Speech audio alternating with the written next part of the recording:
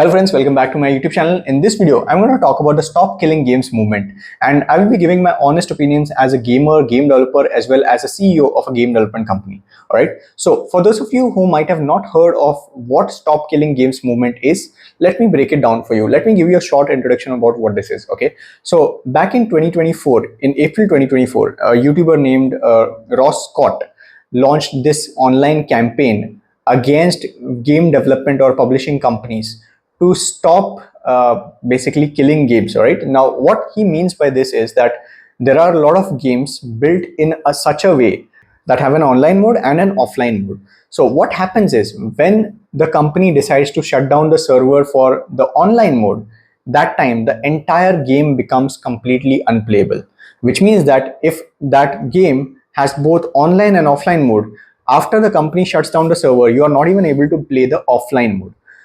Now, this was essentially further escalated into mainstream attention after the shutdown of Ubisoft's The Crew, which essentially had an offline mode, which had a single player mode as well.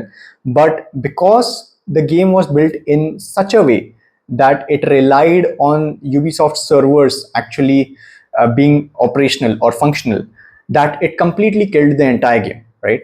Now, this is a huge injustice for the people who have paid full price for the game, right? It is like buying a car and tomorrow the manufacturer of that car decides suddenly that they don't want people to use that car, so they just launch a code on the server that the car is connected with, and next time you know that you are not even able to drive that car.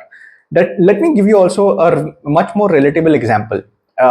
You remember the time when Apple was facing a lot of allegations against them on deliberately slowing down their phones when a newer version of iPhone launches?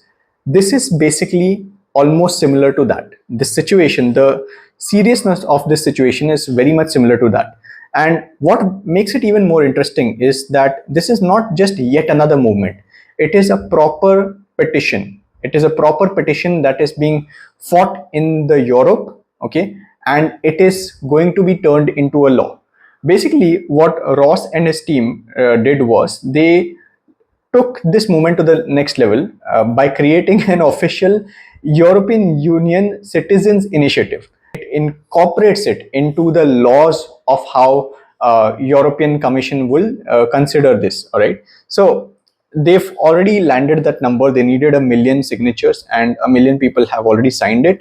And I think for me, in all perspectives, as a gamer, as a game developer, as a publisher, it makes a lot of sense. Now, there is a counter argument to this, is that the companies who are against this initiative are basically going and saying that to make a game function after a while, and if they've not registered profit from that game, which is also super important for companies to keep on being operationally active, because companies also have their own expenses and whatnot.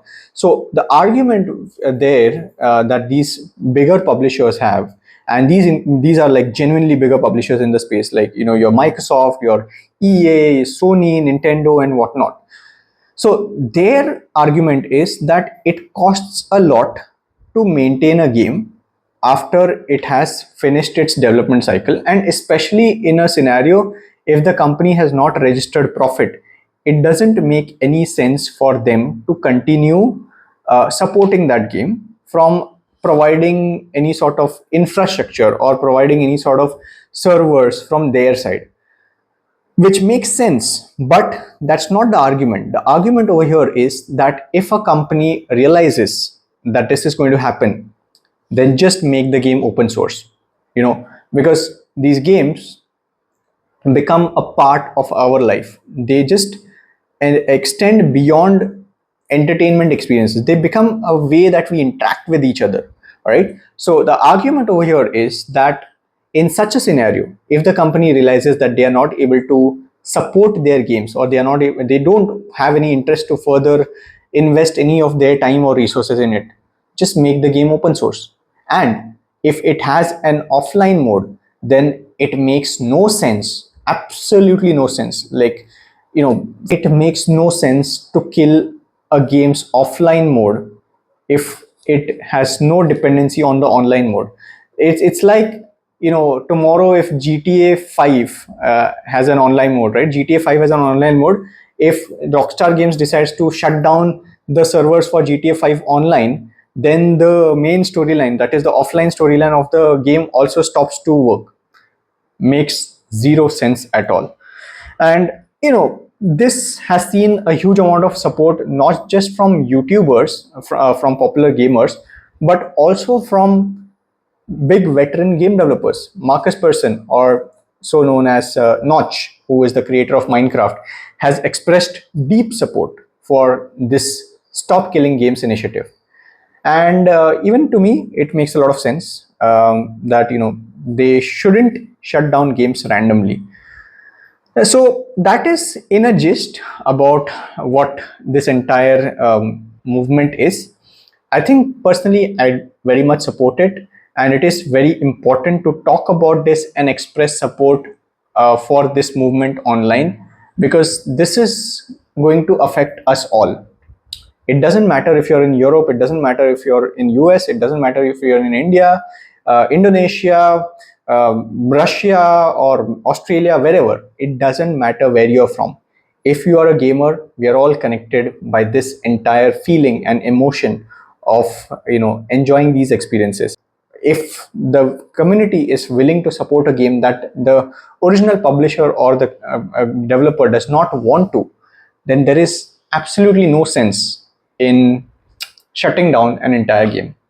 So those are my opinions on Stop Killing Games movement, and I think I would be happy to hear what your opinions are. So please let me know in the comment section, what do you think about the Stop Killing Games movement.